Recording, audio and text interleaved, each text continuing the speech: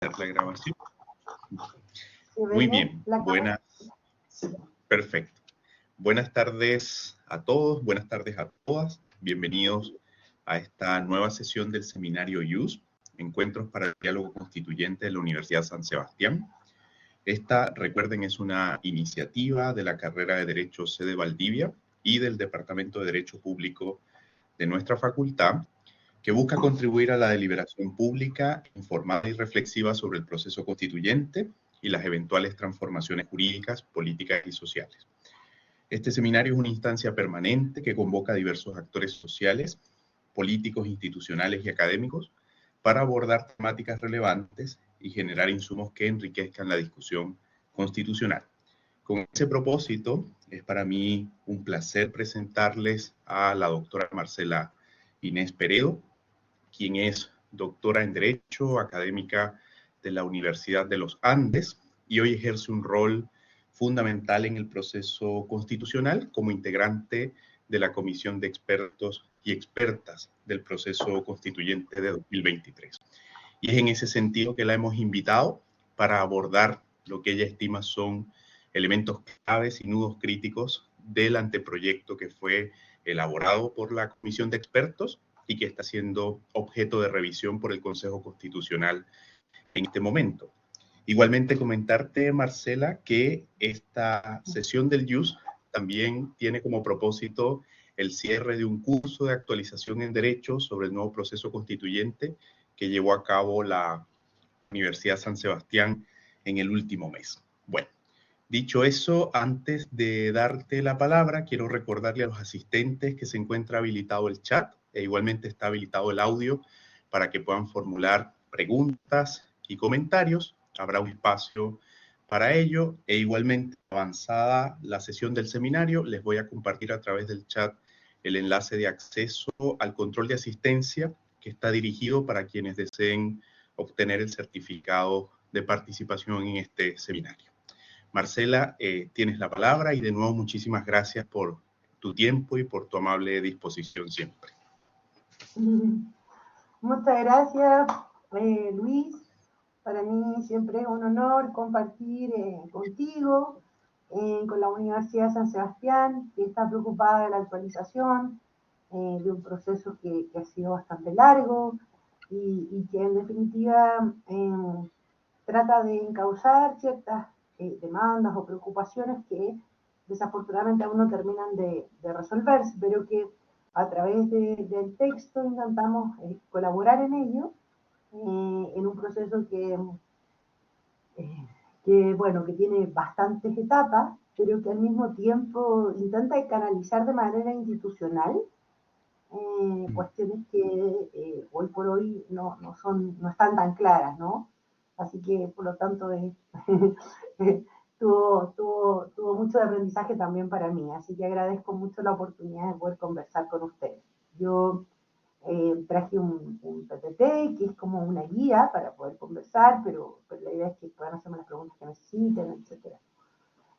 Básicamente yo quisiera plantearlo desde la perspectiva académica. Si bien es cierto, mi rol en la comisión también sigue permaneciendo y uno sigue colaborando y aportando en aquellas cuestiones técnicas propias del derecho constitucional, que es mi área de pasión y de expertise.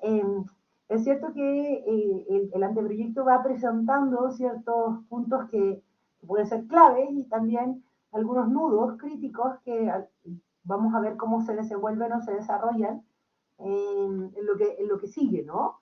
En lo que sigue de aquí a diciembre. En este sentido, claro, nosotros lo primero que podríamos hacer desde el Constitucional es revisar cuáles son los elementos que debe tener una Constitución, ¿ya? Y técnicamente en la teoría constitucional se ha dicho que hay 3 elementos claves para determinar si algo o un texto es o no es una Constitución. Primero, el sentido de la separación de funciones, ¿no? Que en definitiva exista un poder limitado, que existan peso y contrapeso, y por lo tanto también al mismo tiempo puede existir en algunos casos colaboración de funciones, y eso quede plasmado en el texto constitucional.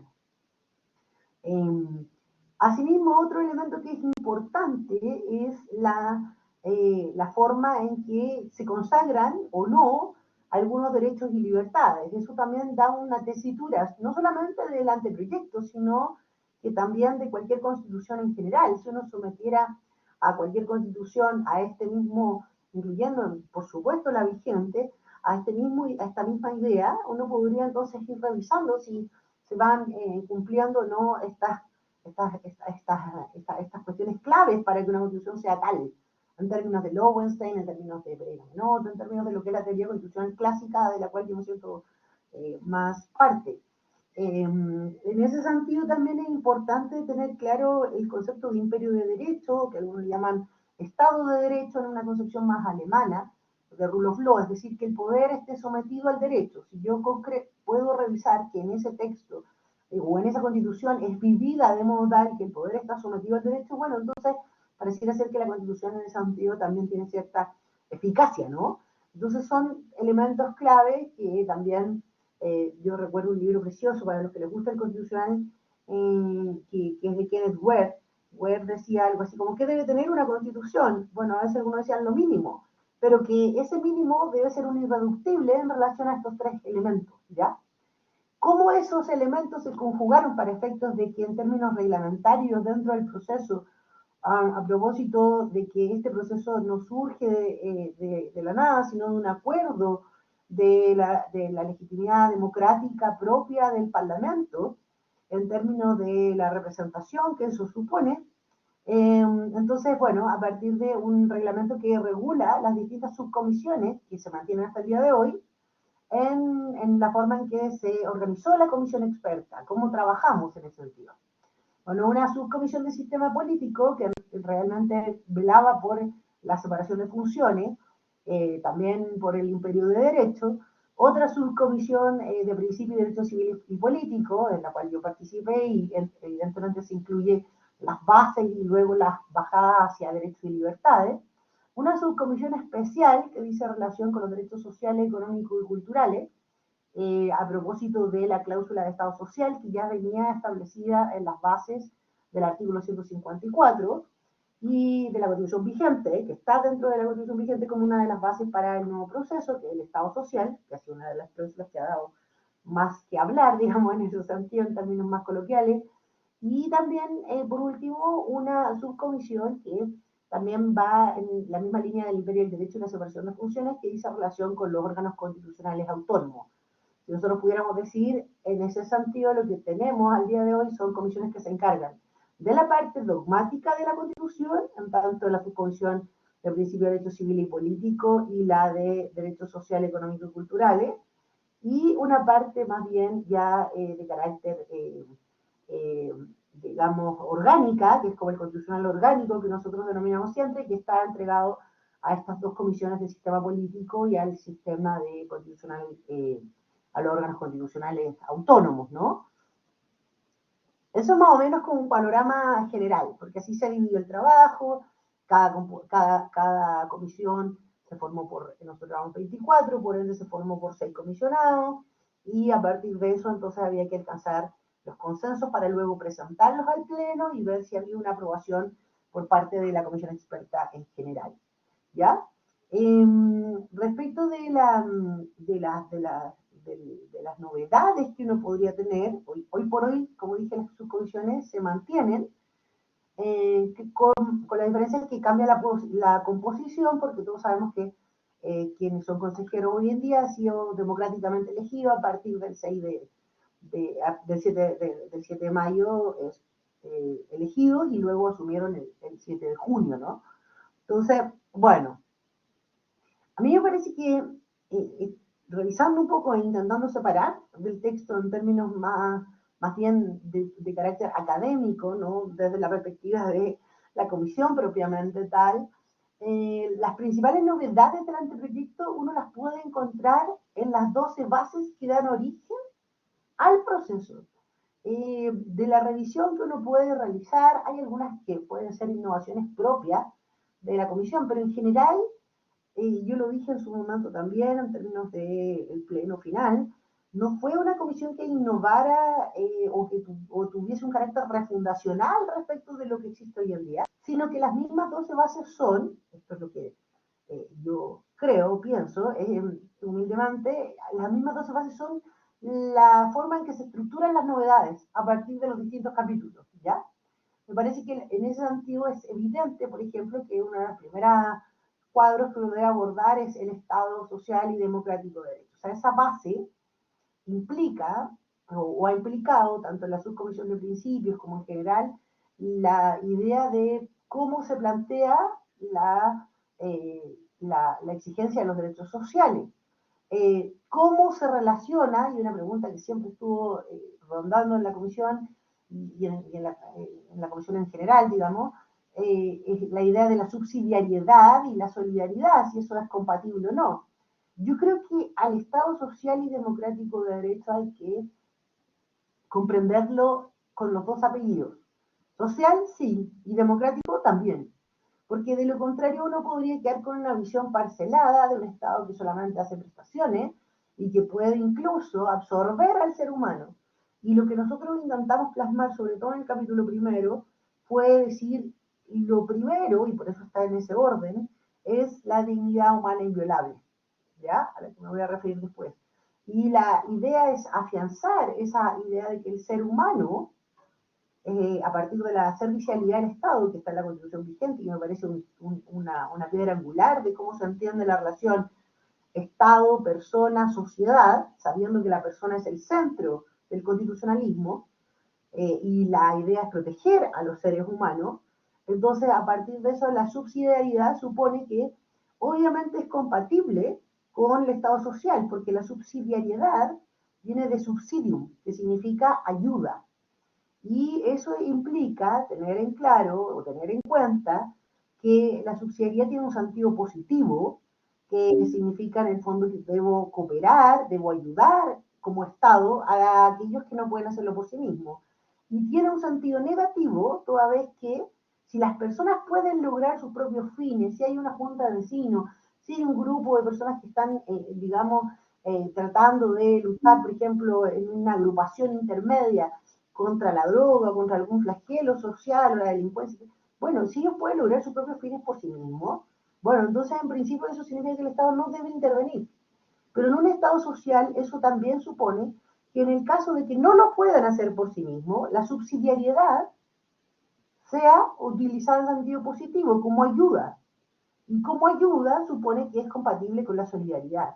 Y esto que yo digo no es algo novedoso, sino que es una cuestión que está regada a partir de la doctrina social de la Iglesia, a partir de algunas encíclicas, y por lo tanto a mí me parece que mirar el Estado social solo como un Estado que es prestador, sin un sentido de la primacía de la persona, supone alterar el orden de lo que implica el constitucionalismo respecto de que la persona, luego el Estado y antes, entre medio, la sociedad intermedia.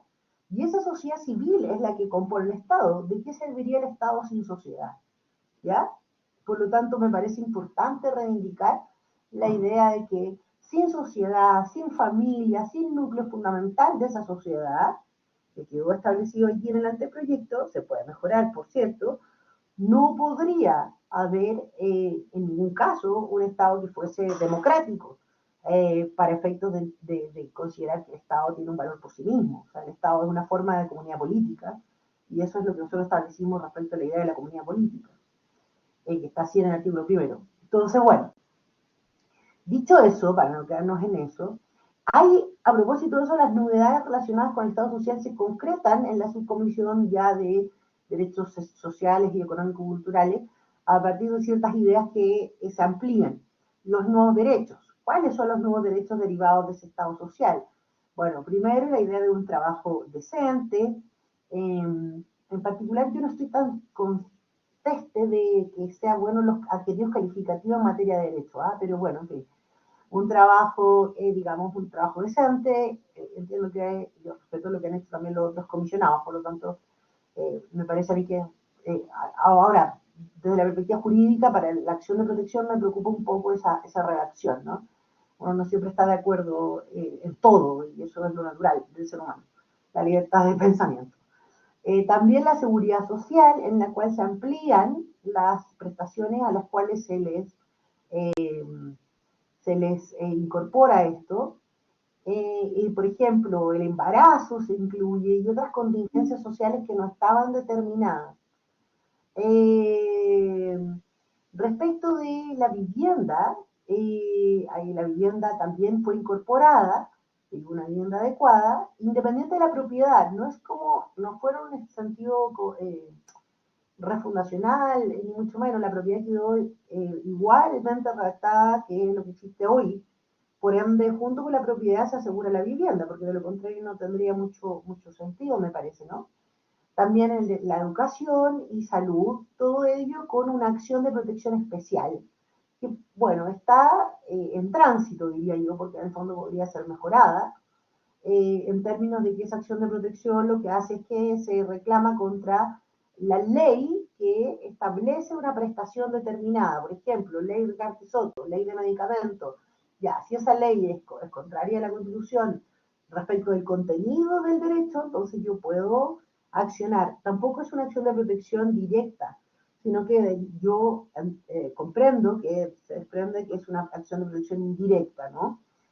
También se postuló la idea del Consejo Social, que podía ser como el modelo francés o el modelo español, pero en la comisión no hubo espacio de consenso para un Consejo Social, que en definitiva sería un Consejo de Políticas Públicas que trabajara estos temas para evitar un asunto que igual es bastante importante y que yo creo que todavía está en desarrollo, que es el tema de la judicialización de los derechos sociales, porque eso implicaría que a veces solamente se puede reclamar frente a 5 derechos, que son los que quedaron establecidos, que es vivienda, educación, salud, agua y seguridad social, pero a mí me parece que de pronto los derechos sociales lo que requieren son políticas públicas que los activen para efectos de que la legislación, para efectos de que el presidente de la República, a través de su iniciativa exclusiva y con responsabilidad fiscal, vaya dando entonces estas coberturas que son tan necesarias y que fueron las que al principio causaron la crisis de octubre, ¿no? Luego, importante en ese mismo sentido, la idea de la responsabilidad fiscal y el régimen de gobierno presidencialista. Solo el presidente puede, digamos, establecer iniciativa exclusiva en materias que impliquen gasto y por lo tanto, dentro de un Estado social, estas dos cláusulas son vitales. Si es que, digamos, esto llegase a ser aprobado, eso lo deciden las personas. Eso es parte de la legitimidad democrática. Luego, entonces, estas dos cláusulas permiten asegurar también que en el fondo la idea de la responsabilidad fiscal es un nuevo deber de los órganos del Estado. Porque de lo contrario, y por eso el Banco Central se mantuvo casi intacto, etcétera, porque sin responsabilidad fiscal no es posible que se puedan concretar las políticas públicas en materia de derechos sociales, no es posible. Por lo tanto, me parece que es una cláusula bien relevante. En el mismo sentido, lo que decía, la iniciativa exclusiva, que está regulada por el presidente de la República, se mantiene un régimen presidencialista, etc. Luego, respecto de la reserva legal, es importante tener en claro que el acuerdo de la Comisión es que esa reserva legal obviamente es la única que puede regular derechos y por lo tanto existe una potestad reglamentaria de ejecución y algunos sostienen que sería una potestad de implementación. Ese es un nudo crítico. Algunos dicen que a través de la potestad reglamentaria se podrían implementar derechos. Bueno, nosotros sostuvimos que en definitiva esto solamente se trataba de una potestad de ejecución, pero no una potestad de implementación. ¿Ya? Ahí hay un tema que a lo mejor el Consejo podrá solucionar de mejor manera. Y también se eliminó la potestad reglamentaria autónoma. Luego, respecto de algunos temas que podían preocupar a propósito de la situación anterior, no hubo indígenas, o sea, en materia de pueblos originarios, la novedad viene dada por la base que dice que Chile es Chile es uno e indivisible, ¿ya? Que Chile es uno e indivisible, pero que existe una interculturalidad, ¿ya? Entonces es la base la que genera esta idea de la regulación de que Chile es uno e indivisible, descartando cualquier tipo de asociación a la plurinacionalidad, pero al mismo tiempo también se descartó cualquier tipo de escaño reservado en materia de pueblo originario. Por lo tanto, lo que ustedes pueden revisar son dos elementos. Primero, la idea de que en el fondo no existe plurinacionalidad, no es algo que esté dentro de las bases, sería contrario a las bases incluso. Y segundo, que existe interculturalidad, ¿ya? Luego hay un tema que yo creo que también está en desarrollo, yo me atrevo a decir que está en desarrollo porque se llegó a un consenso respecto de la composición de una idea de igualdad en el acceso de hombres y mujeres respecto de los cargos públicos. Y algunos establecieron también una idea de paridad de resultados que es una norma transitoria. Estas normas yo creo que están siendo estudiadas por el Consejo, yo no sé si merece la pena ahora mismo pronunciarse sobre ellas porque creo que pueden tener muchas modificaciones porque es un tema que no existe un consenso general. No hubo un consenso absoluto, porque por lo menos algunos votamos en contra, en la comisión y yo creo que es algo que todavía queda que el Consejo lo pueda resolver, ¿no? En fin. Luego, en términos generales, me parece que uno de los principios básicos es la inviolabilidad.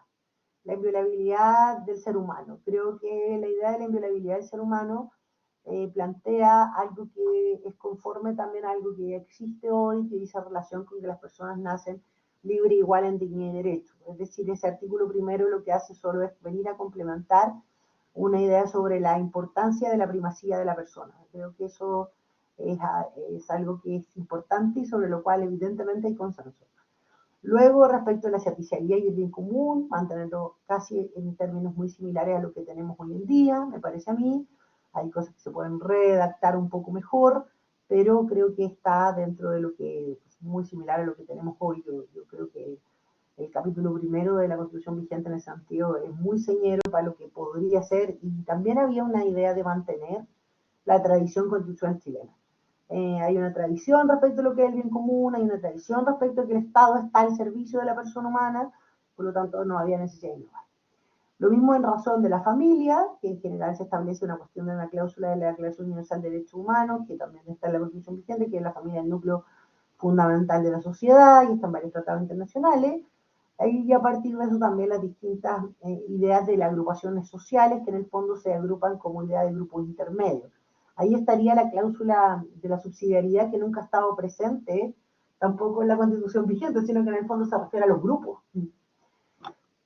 Es importante que nosotros establecimos como parte de Chile una república democrática con separación de funciones, con separación de poderes, y también un régimen presidencial. Nadie pensó en innovar respecto de eso porque es parte de la tradición constitucional chilena. Luego, aquí hay un tema que también tiene relación con las bases y que fue muy debatido al interior de la comisión. También hemos sido criticados, yo creo, por este punto, que dice relación de la soberanía. Bueno, la soberanía reside en la nación. Y yo creo que las bases planteaban que la soberanía reside en el pueblo. Ahí no se podía hacer muchas modificaciones porque en realidad el 154 exigía que se mantuviera, pero sobre el rango de los tratados de derechos humanos hubo mucho debate, porque en el fondo en algún momento se pensó que era una buena idea establecer un rango y cerrar la discusión dogmática respecto de si son infraconstitucionales, en realidad más que supraconstitucionales los derechos humanos o constitucionales. Y la verdad es que hubo un momento en que se podría haber alcanzado un acuerdo sobre el rango constitucional, pero ciertamente no hubo acuerdo respecto de cuáles eran qué tratados, la incorporación de ellos, y finalmente quedamos en una idea también en que algunos decían, no, si estos son supraconstitucionales, entonces finalmente lo que hicimos fue mantener la base y dejar entonces que sabemos que aquellos tratados que contienen materias de derechos humanos son parte del límite de la soberanía, pero no hubo consenso respecto del rango, ¿ya? Porque también hay un punto que es bien importante. Algunas personas incorporan dentro de los tratados de derechos humanos el soft law. Eso significa todas aquellas resoluciones que están alrededor del tratado, y nosotros queríamos incorporar una cláusula que hablara sobre el texto de los tratados. Y finalmente esa cláusula del texto de los tratados no generó el consenso necesario para poder establecer algún tipo de rango. Por lo tanto, al no existir consenso, nos mantuvimos en la línea de la base, ¿no? Porque no se trata de esa supraconstitucionalidad porque sí, sino que en definitiva también establecer cómo esos tratados quedan incorporados, también establecer cuáles quedarían incorporados y más allá de eso, también cómo eso se ordena con el ordenamiento jurídico chileno. Y cada comisionado tenía una doctrina, o algunas doctrinas por las cuales nos guiamos, eh, no hubo un consenso final. Ya. Después, para dar el espacio a las preguntas y no alargarme tanto, bueno, el Estado unitario se mantuvo evidentemente, la parte de la base y la descentralización, pero hay un cierto nudo crítico. En algunos puntos se quería dar una parte de la comisión estaba por dar mayor autonomía en algunos casos a las regiones, pero estaba también muy presente la idea de que la postura de la convención anterior fue un Estado regional y eso no es conforme a lo que es la tradición chilena. Por lo tanto, la desconcentración y la descentralización siguen siendo la forma en que se organiza. Y es tanto así que eso da lugar a un nuevo capítulo un nuevo capítulo del texto en el cual tenemos un gobierno que se regula en términos más prácticos eh, las materias que tienen que ver con aquellos órganos que se llaman infranacionales o subnacionales. A mí no me gusta mucho la expresión, pero me refiero en términos prácticos a las municipalidades, gobiernos regionales, etcétera. ¿Ya? La juridicidad no hubo mayor cambio porque en definitiva todos entendemos que esa cláusula es parte de la tradición chilena. Me refiero al artículo 6 y 7 de la Constitución vigente, no había ningún problema. También se hizo mucho énfasis en mejorar la cláusula de transparencia para la transparencia activa y pasiva conforme a las leyes que ya están redactadas, actualizar un poco esas materias. Materias también de publicidad y de la integridad, es decir, se sanciona fuertemente la corrupción como una manera de establecerse en los órganos del Estado. Eso está dentro del anteproyecto y yo creo que puede ser incluso mejorado. También se reivindicó la idea de establecer métodos pacíficos de acción política para efectos de si existe crisis o algo por el estilo. Sería parte de los principios. También hay una novedad respecto al medio ambiente. El medio ambiente es algo que está muy presente en el 154, que es de las bases, y por lo tanto fue recogido como principio, en los mismos términos de las bases, y como un nuevo capítulo, en el cual se intenta reunir la idea de sostenibilidad. Y ahí, bueno, algunos teníamos una concepción más antropocéntrica del medio ambiente, y otros tenían una concepción que no era tan cercana a ser antropocéntrico, pero finalmente se hizo un equilibrio en la idea de que también tiene que haber un desarrollo sostenible para que el medio ambiente pueda ser parte de aquello que sea protegido como un bien constitucional importante para las generaciones que vienen. Pensábamos mucho en términos intergeneracionales. Después, respecto de los emblemas, bueno, se mantuvo tal como está, que es lo natural. Y en materia de niñez, bueno, una de las cláusulas que son relevantes del 154 dentro de lo que había que cumplir en términos de lo que estaba establecido en el acuerdo, es las materias que dice relación con el interés superior del niño. Entonces, el punto siempre fue establecer cuestiones que, primero, se estableció un deber del Estado de proteger a los niños, pero también se estableció una idea de que los niños deben ser protegidos en el seno de su familia.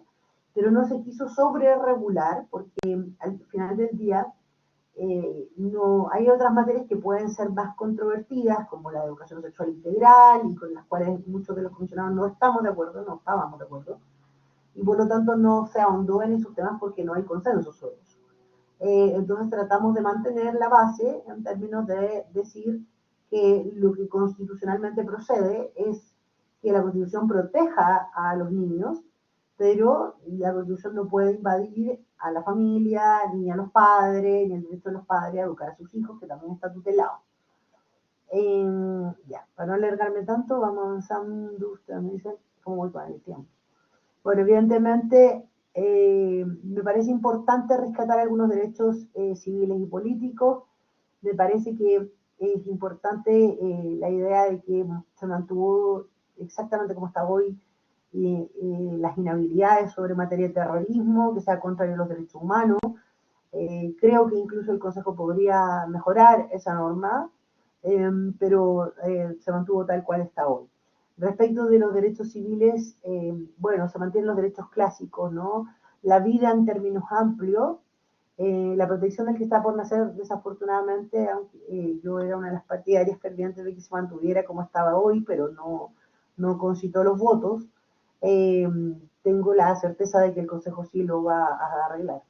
Luego, respecto de la igualdad y todos los demás derechos, libertad personal, libertad religiosa, me parece que en libertad religiosa hubo muchos avances para proteger tanto a los acuerdos que hay entre las diferentes iglesias, también proteger, y se escuchó mucho a la sociedad civil en este punto, para proteger también aquella esfera de la de la educación de los padres, que pueden elegir la educación de sus hijos conforme a su libertad y convicciones, eso quedó muy expresado. Bueno, en materia de derechos políticos, generalmente un cambio que se presentó fue en materia de ciudadanía. Ahora solo se suspende el sufragio para efectos de las personas que están acusadas por delito que merezca pena aflictiva, según el texto. Y hubo algunos consensos respecto del tema de la interdicción por demencia, que era un tema complejo, porque hay algunos síndromes, como por ejemplo las personas con síndrome de Down, etcétera, que se les privara del sufragio parecía un poco desproporcionado. Luego, respecto de estas materias que son importantes, hay un nuevo capítulo que a mí me parece una buena idea, más allá de lo que sea el resultado del plebiscito, que no es un tema académico. Me parece a mí que es importante la idea que existe la idea del capítulo de representación política y participación, porque en definitiva lo que se busca es canalizar las distintas demandas a través de la democracia. Los problemas de democracia se resuelven con democracia. Ahora bien, allí pueden haber algunas normas más complejas en términos de las derogatorias de ley y las iniciativas populares de ley, con las cuales yo no soy muy partidaria, pero en definitiva se suscribió un acuerdo en términos de que podía servir para que las minorías pudieran presentar ciertas mociones bajo requisitos bien acotados, que dice relación con la cantidad de firmas que se exige, dice relación también con la cantidad del procedimiento de admisibilidad que tienen que tener ante el Tribunal Constitucional, etc. Bueno, vamos a ver cómo eso va también permeando o no en el Consejo. No tiene por qué ser idéntico, no hay obligación de ello.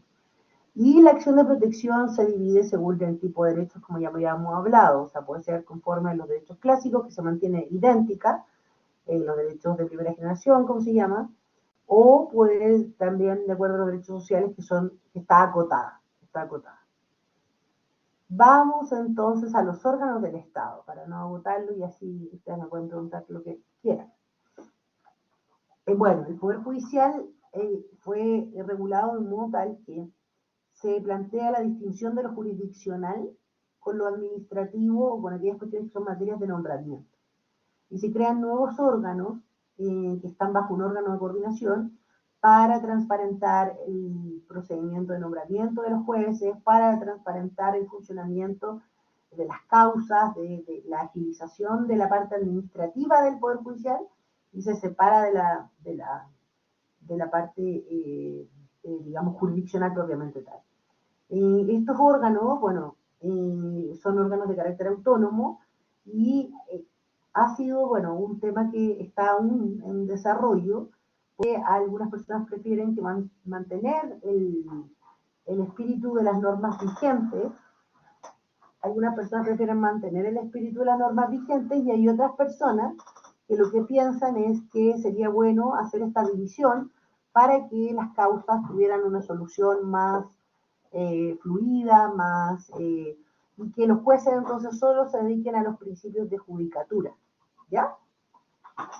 Dicho eso, hay un aspecto que es importante, que dice relación con que la Corte Constitucional se le cambia el nombre. La verdad yo no estoy muy de acuerdo con ese cambio, pero voto en contra, pero en general se estableció la idea de una Corte Constitucional, y que se modifica su integración, lo cual me parece bien porque se cambia a un número impar de jueces, En tanto, hoy día tenemos 10 y hay un voto dirimente que en definitiva puede ser muy preponderante. Entonces, para tratar de soslayar esa idea de la tercera cámara o de que se pueda confundir el control preventivo con un paso legislativo más, lo que se hace, y me parece que quedó bien, es arreglar, o sea, rediseñar la integración del Tribunal Constitucional.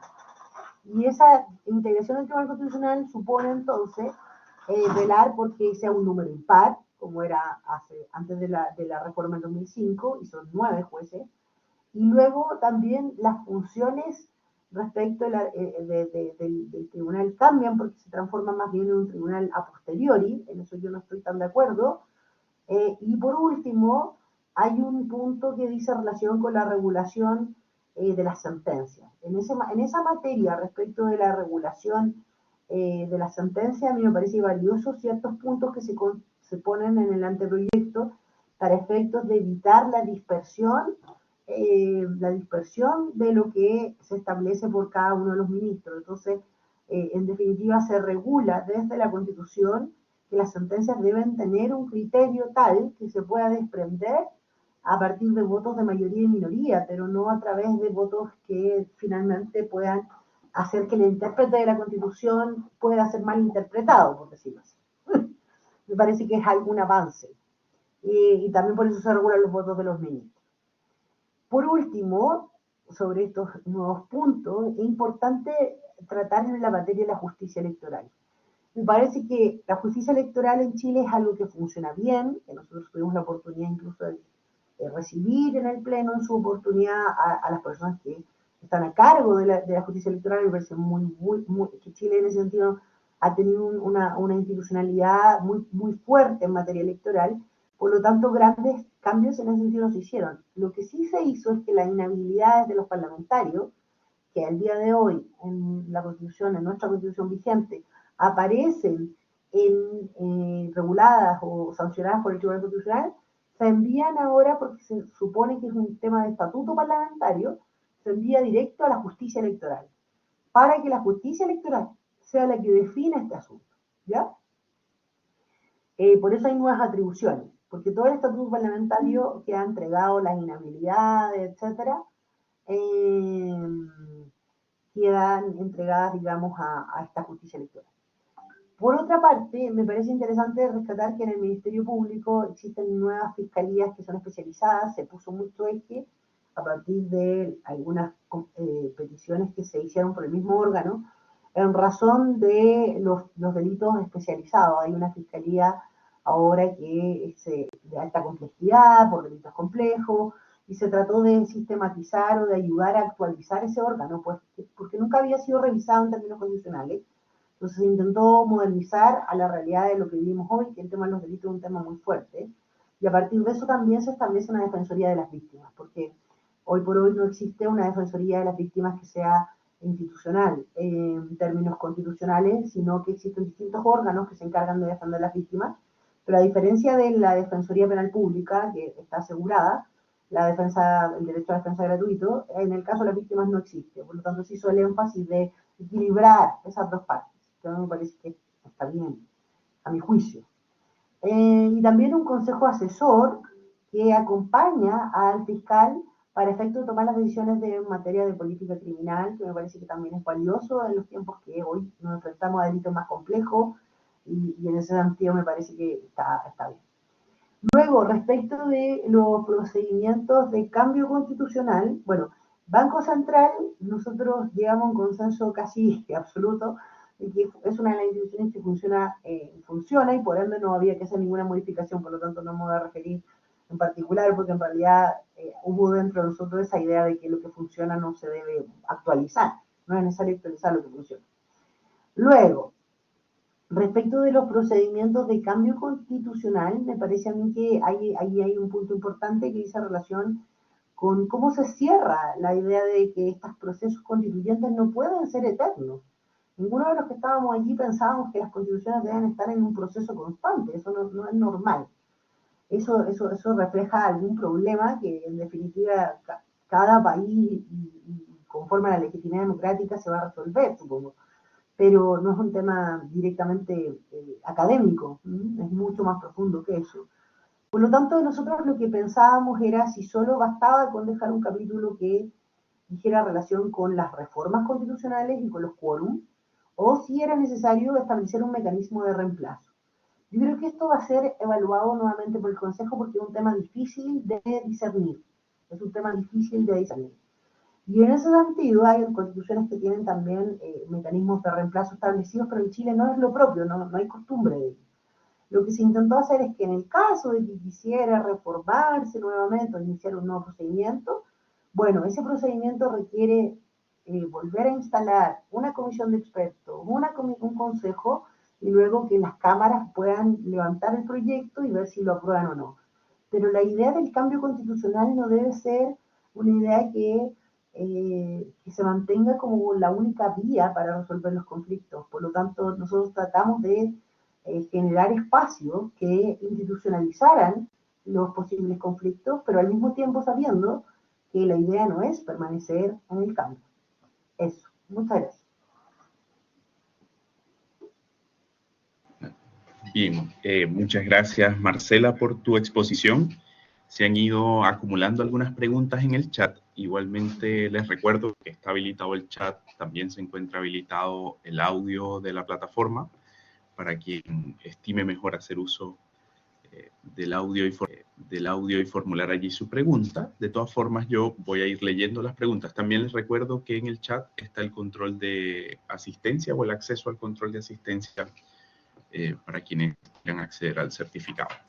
Se han hecho varias preguntas, Marcela. Pablo Aguayo, muchas gracias, profesora. Le pregunto por la omisión de un capítulo sobre la Fuerza Armada. Me gustaría conocer su apreciación. Y luego pregunta sobre el Estado social en la propuesta. ¿Cómo resulta compatible con el derecho a la propiedad y la libre iniciativa privada? Partamos por esa pregunta, ¿te parece, Marcela? Ya. ¿El nombre de...? Pablo Aguayo.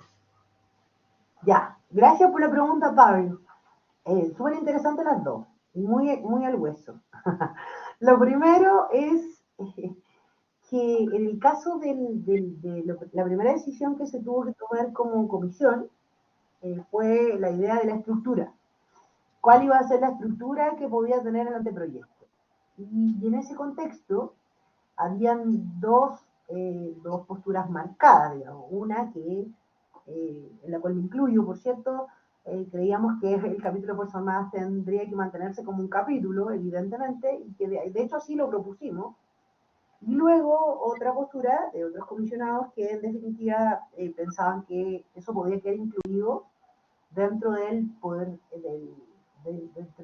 o podría ser, digamos, regulado luego de las atribuciones del presidente de la República, entendiendo que existe una cuestión que yo creo que es bien obvia en las democracias, que debe haber una subordinación del poder civil, o sea, perdón, claro, del poder militar al poder civil, eso es lo lógico, ¿no? Lo lógico de una democracia es eso.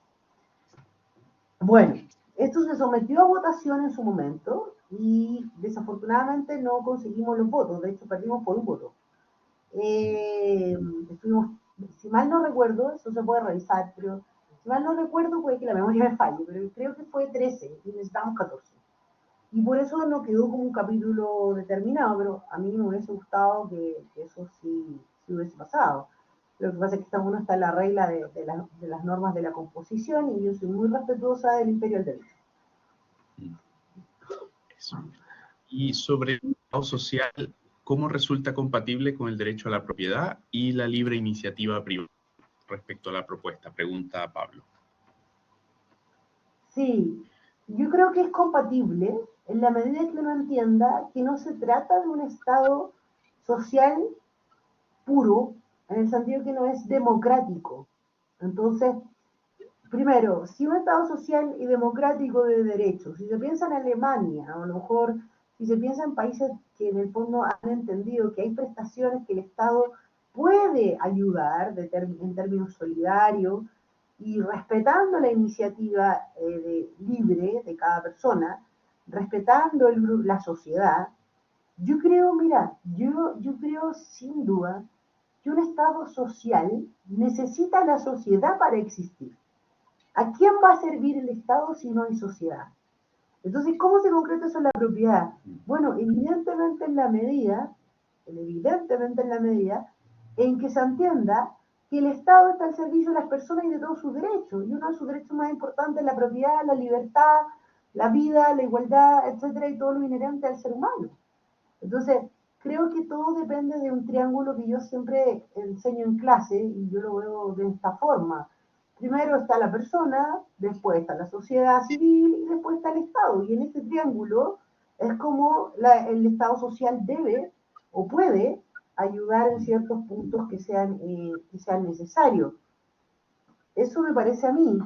Ahora, yo creo que cualquier otro Estado que sea sin sociedad ya deja de ser democrático, ¿no?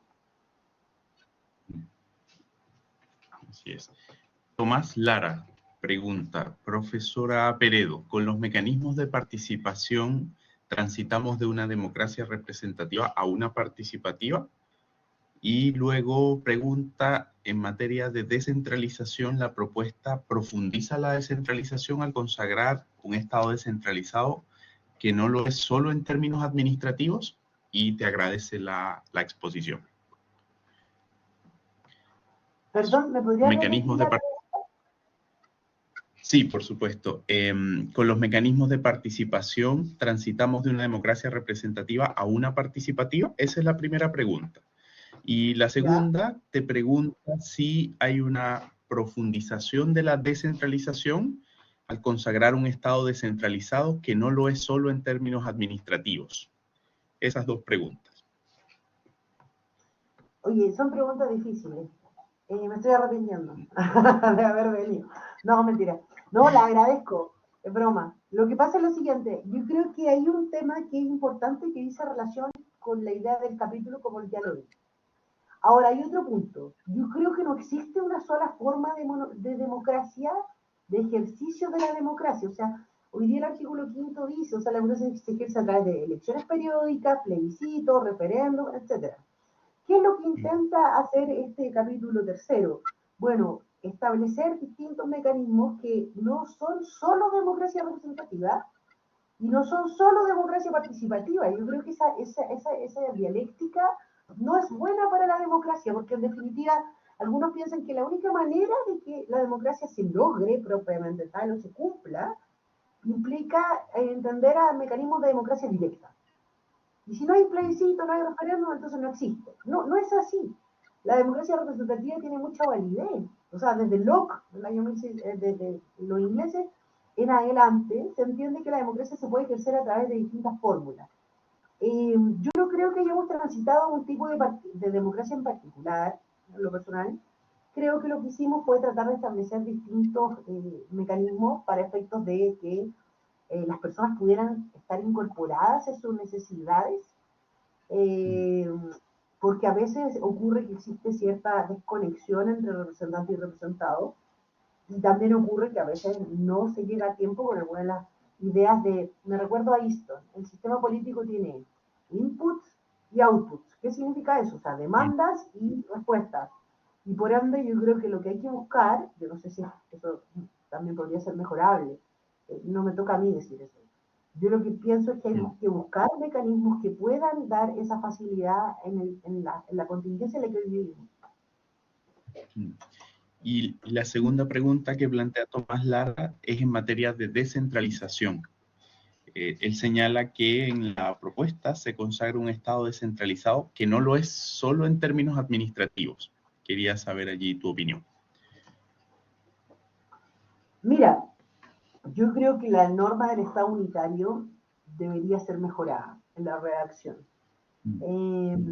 Esta es una opinión que yo tengo, porque creo que tal vez no quedó tan bien redactada a mi juicio. Yo creo que dentro del Estado unitario los mecanismos son los clásicos, descentralización y desconcentración. Las municipalidades, los distintos entes regionales, lo que hacen en el fondo es trabajar de modo directo con las personas, o eso debería. Luego, de allí a que en el fondo eso significa un avance en términos de de cuestiones ya de gestión que transiten hacia estados regionales u otros modelos de forma de Estado, me parece que no se condice con lo que es la base de la propuesta, a mi juicio. Pero no hablo por la comisión esta vez, hablo por mí. Porque puede ser que haya otros comisionados que lo entiendan de otra manera. Y nos queremos harto entre todos. Tomás igualmente pregunta. Un trabajo intenso, me imagino. Muy intenso. Tomás, muy intenso. Tomás igual, sí, me imagino que fue un trabajo bien intenso. Y bueno, eso también genera unidad entre las personas. Sí, aunque pensamos diferentes. Así es. Tomás igual pregunta, ¿qué incidencia puede tener el cambio soberanía-nación, soberanía-pueblo? A mí me preocupa este asunto porque en definitiva lo que se entiende por nación no es lo mismo que pueblo. Ustedes saben que pueblo se refiere en términos de electorado. O sea, cuando uno hace clases también, muchos años, uno entiende que el pueblo se refiere a quienes tienen derecho a sufragio o ejercen derechos políticos. En cambio, nación supone esta unidad o este grupo de personas que llevan pasado, futuro, presente en común, qué sé yo. Nosotros como profesores somos muy agudos en definir y separar esos conceptos. Por lo tanto, la verdad que a mí, en lo personal, preferiría que dijera, o sea, que preferiría que hubiese quedado en términos de nación y no en términos de pueblo, porque creo que el pueblo es quien la ejerce. Y creo que es distinto en quien reside de que quien la ejerce. Desafortunadamente, entonces siempre, ¿por qué quedó así? Bueno, desafortunadamente, en términos de base, estaba redactado de esa manera y por lo tanto había que mantenerse dentro de lo que ya estaba en la base, digamos. Esa es la razón. Preguntan sobre la exigibilidad judicial de los derechos sociales. ¿El anteproyecto contiene un mecanismo para reclamarlos? Y otra pregunta, ¿a qué refiere los métodos pacíficos de acción política? Ya, mira, sobre la exigibilidad, a mí me pasa que yo he escrito sobre este tema y lo que he dicho siempre y he tratado de mantener la idea de que los derechos sociales se desarrollan a través de políticas públicas. Propusimos la enmienda de un consejo social, que es lo que hay en España y en Francia. Ya, pero esa enmienda no sustentó consenso porque pensaban que no era suficiente. Se pensó dentro de la comisión que no era suficiente. En ese diálogo y en esa conversación respecto a la visión de los derechos sociales, se quiso establecer la exigibilidad de 5 derechos por acción de protección, que es lo que está en el anteproyecto, y que vamos a ver qué es lo que pasa hoy día, en los días que vienen, con las enmiendas que van a presentar los consejeros de los distintas bancadas, ¿no? Hay un tema allí que dice en relación con 5 derechos que se pueden exigir, y que yo los mencioné, que dice relación con la vivienda, el agua, etcétera, educación, salud y seguridad social, y esos derechos, pero no se debe reclamar en relación a la ley que regula ese derecho, si es que en definitiva infringe el derecho a través de una acción de protección. A mí la cláusula todavía no me termina de convencer, tal vez yo no sea la mejor comisionada para explicar esta cláusula. Pero creo que no soy la mejor. Pero sí, como profesora, entiendo que en definitiva hay un punto que es importante, que la idea de la acción de protección, y que hay un artículo que me parece muy bueno, que también lo dejamos allí, no es que el Poder Judicial haga diseños o implemente las políticas públicas. De hecho, lo dejamos establecido en un artículo concreto. Hay una prohibición al Poder Judicial para que ellos sean los que implementen o diseñen políticas públicas en materia, políticas públicas en general y especialmente pensando en los derechos sociales, ¿ya? Por lo tanto hay una prohibición expresa. A mí me parece que esa prohibición es muy buena. Lo que no me parece tanto es el hecho de que la redacción pueda dar lugar a que se confunda cuál es el hecho que genera la infracción. A mi juicio, los derechos sociales se regulan por ley, como todos, pero también, evidentemente, la prestación se consagra por ley. Entonces, si en definitiva una persona, por una ley de medicamentos, infringieron su derecho a la salud, entonces debería reclamar por acción de protección. Yo lo entiendo desde esa manera, ¿ya? Pero en definitiva, no es mi opinión. Matías, escribe, pero el derecho de los padres de educar a sus hijos no incluye el negativo, ¿verdad? No es una facultad de querer educar, sino también una obligación. Pregunta. Si el Estado se supone que vela por los intereses superiores de niños, niñas y adolescentes, ¿no debería interferir en su educación a falta de esta? Mira, la pregunta que hace Matías es muy interesante porque es algo que nosotros conversamos. En términos de cómo se podría conciliar, entre comillas, para aquellos que piensan que existe un conflicto de derechos. Yo no sostengo la teoría de los conflictos de derechos, eso sería un tema por sí mismo. Yo no creo en los conflictos de derechos, yo creo en la armonización. Pero básicamente la pregunta estuvo planteada.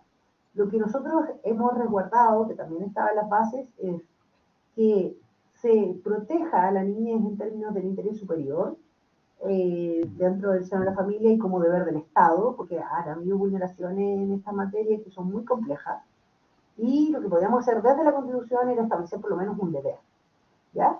Luego, en términos de lo que significa el derecho de los padres a educar a sus hijos, es un derecho preferente, es un derecho que no viene de la Constitución del 80, es un derecho que viene de la Declaración de Derecho Universal de Derechos Humanos, y es más, venía de algunos del Estatuto de Garantías del presidente Allende. Entonces, es un derecho que en Chile ya está bastante arraigado. Y lo que nosotros quisimos hacer es definitivamente establecer que para efectos de libertad de conciencia, los padres podían elegir la educación de sus hijos, porque por ejemplo yo no puedo obligar a una persona que no sea a lo mejor católica, que su hijo esté en un colegio católico, por ejemplo, o al revés. Eso depende entonces del derecho preferente de los padres. Y en materia de enseñanza, la misma idea. Eso es parte de la misma idea de que la familia es el núcleo fundamental de la sociedad y son los primeros a los cuales deberían acudir. En los casos en que eso no ocurre, porque en materia de niñez, en muchos casos que eso no ocurre, desafortunadamente la familia no es precisamente quien los cobija, sino que pueden haber otros problemas, bueno, habrá entonces una regulación por parte del Estado en términos de que deberá proteger a los niños como parte importante de la sociedad en general. Hay una última pregunta, Marcela, de Carla Peña. Dice, ¿no se complejiza la estructura del Poder Judicial? ¿Hay riesgo de control político o clientelismo interno? Entiendo que se refiere a estos órganos que se definieron allí en el anteproyecto.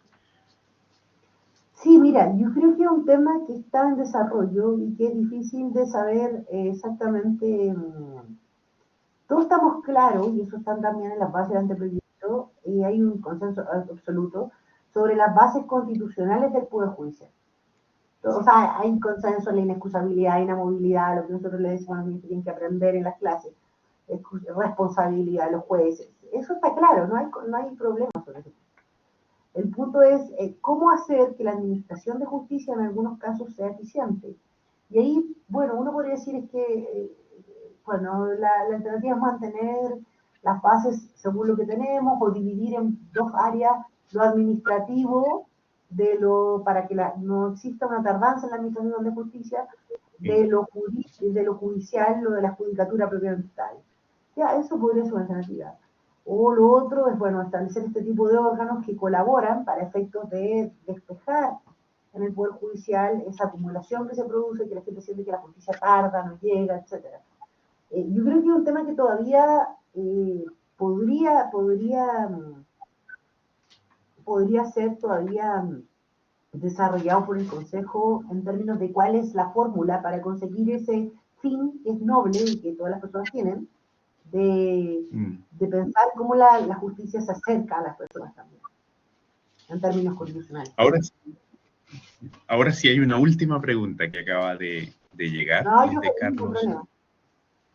de Carlos Joel Martínez. Buenas tardes, profesora. Con relación a la supremacía de la Constitución, ¿por qué a su criterio y experiencia existe resistencia para adecuarnos al derecho internacional público que está imperando y emanando de la Corte Interamericana? Y allí señala opiniones consultivas y tesis de la justicia mexicana en cuanto a adoptar la doctrina o práctica de bloque constitucional y en lo vertical el control de convencionalidad. Y habla de control difuso, control concentrado. La relación con el derecho internacional y las fuentes del derecho internacional. Mira, yo creo que no hay resistencia, lo que pasa es que hay dos doctrinas diferentes. Yo creo que esto es una cosa más bien de cómo se incorpora, no es que no se incorpore, yo creo que eso no hay duda alguna, no hay resistencia sobre eso. El punto es cómo. La pregunta, para mí, y por lo que conversamos también al interior de la comisión, que estábamos con este artículo, que fue un artículo bien dialogado, es cómo se incorporaba. Cómo se incorporaba. Porque, a ver, hay personas que tienen una idea que se llama, que está en algún libro que es como más de carácter, digamos, a ver, se me olvidó exacto la palabra como lo había escrito en algún momento, pero era como una palabra universalista, ¿sí? Y hay otros que tienen una idea más del margen de apreciación, es decir, y esto pasa también en la Corte Europea de Derechos Humanos, no solo acá. Y en definitiva, se dice relación con qué. Algunos dicen, ¿quién debe regular cómo se integran? Entonces algunos dicen, no, el Estado está en mejor posición porque cada Estado conoce cómo se aplica en su derecho interno las disposiciones del derecho internacional de los derechos humanos. ¿Ya? Y eso se llama margen de apreciación.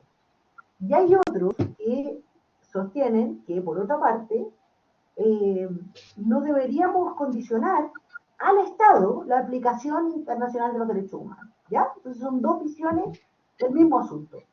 Entonces, en ese sentido, algunos sostienen esta idea más universalista, que implica la supranacionalidad, y otros sostienen una visión más de margen de apreciación, que implica revisar el rango constitucional en términos de que también se incorpore de modo tal que no suponga una derogación al derecho interno, porque eso también podría ser un problema. Entonces, este es un asunto que todavía no se ha zanjado, y que yo creo que vamos a ver si a partir de algunas propuestas que puedan hacer los consejeros puede tener algún desarrollo en ese sentido, porque es una cuestión dogmática que es bien intensa y que en definitiva no ha logrado ser resuelta. Hay países, por ejemplo, como Alemania, que piensan en la primacía siempre del derecho interno y lo establecen en su constitución así, pero aún estando siendo parte de todo lo que implica la Unión Europea, los tribunales de justicia de la Unión Europea, etcétera.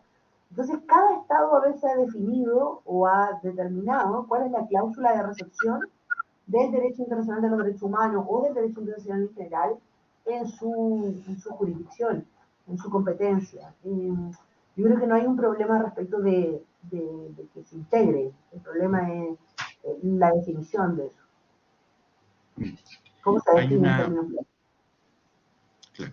Pidió la palabra Víctor Velázquez. Víctor, ¿puedes hacer uso del micrófono? Hola, ¿se escucha bien? Hola, Hola, Víctor. Víctor. Hola, Sí. primero que todo agradecer la instancia que presenta la universidad y a la doctora y comisionada experta de este proceso. Y tengo dos consultas. La primera es un poco atingente a la contingencia actual del caso Fundaciones y en particular a la norma del artículo 10 del anteproyecto cuando se refiere al principio de transparencia y de acceso a la información, que si, dado la situación actual, esto ya es una consulta en torno a su opinión, no hubiese sido quizás adecuado, bueno, la comisión que todavía lo puede hacer, incorporar a organizaciones que reciban fondos estatales obligándolas a someterse a este principio de transparencia y acceso a la información, no solamente por fundaciones, sino también por corporaciones municipales que muchas veces eluden este control y que tienen un mecanismo bastante simple para poder evadirlo, como es una sesión, en el caso de las municipales, del Consejo Municipal. Y eso, si no sería interesante a propósito de hacerlo quizás extensivo a organizaciones que reciban fondos públicos, ya que ahí se podría generar un mejor control. Y la otra, siguiendo el proceso, había una interrogante que se dio a propósito de los fiscales judiciales, ya en materia de poder judicial, en los que los representantes decían que buscaban equipararse a los jueces a efectos de la postulación de, por ejemplo, al cargo de ministros de las Cortes de Apelaciones, y se dio una discusión entre los comisionados expertos de que decían que yo no era necesario porque se le equiparaba la condición de ministro para todos los efectos, pero no para efectos de postulación. Tiendo a no estar de acuerdo, pero no sé cuál es su opinión en torno a si cree que los fiscales judiciales deberían tener, en particular, este tipo de consagración por ser, ojo, estoy repitiendo lo que ellos dicen, por ejercer funciones jurisdiccionales en el caso de reemplazo o dictar fallo, o si la regulación actual que poseen tanto, o sea, que poseen el Código Orgánico de Tribunales, a usted le parece bien y hasta ahí no sería necesario incorporar nada más. Eso, muchas gracias. Ya. Sí, la primera era sobre transparencia. Probidad de transparencia. Él me preguntaba si yo podía, si se pensaba extenderla a organizaciones privadas. ¿Eso? Sí, con fondos públicos, entiendo, Víctor. Sí. Sí, organizaciones privadas que reciban fondos públicos o que básicamente su funcionamiento se basa en la recepción de fondos públicos, mayoritariamente, no pero a lo menos respecto a esos fondos. Sí, yo creo que lo que pasa es que nosotros, a ver, yo creo que el principio de probidad, en los términos en que está redactado actualmente y en los términos en los cuales, digamos, se utilizan términos constitucionales en general, ha sido como la estructura para el desarrollo de la probidad en general. ¿Me explico? Y eso no significa la probidad en términos de carácter público o privado, en términos de los delitos que se puedan, que puedan existir o que puedan eventualmente haber en materias que digan relación con la función pública o el ejercicio de la función pública, etc. Pero eso ya hay ciertos aspectos que están regulados en términos constitucionales como bases, que es de lo que se trata. Y hay otros aspectos que son más bien de carácter legal, que puede tenerse en distintas leyes, ¿no? Desde la ley de probidad propiamente tal a otras leyes. O sea, el desarrollo propiamente tal del principio en sí mismo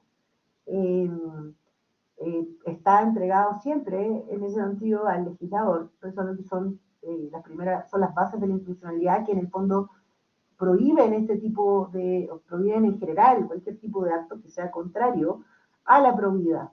Eso en términos generales. Ahora bien, sobre si en algún momento estuvo la posibilidad de hacerlo extensivo a través de los fondos públicos, nosotros entendíamos que en definitiva esas cuestiones están desarrolladas en la ley, que nosotros lo que hacíamos era sancionar cualquier acto que fuera contrario o que pugnara con los principios de transparencia, publicidad, probidad, etcétera, que están establecidos hoy día también en términos generales. Eso fue lo que se pensó en ese momento.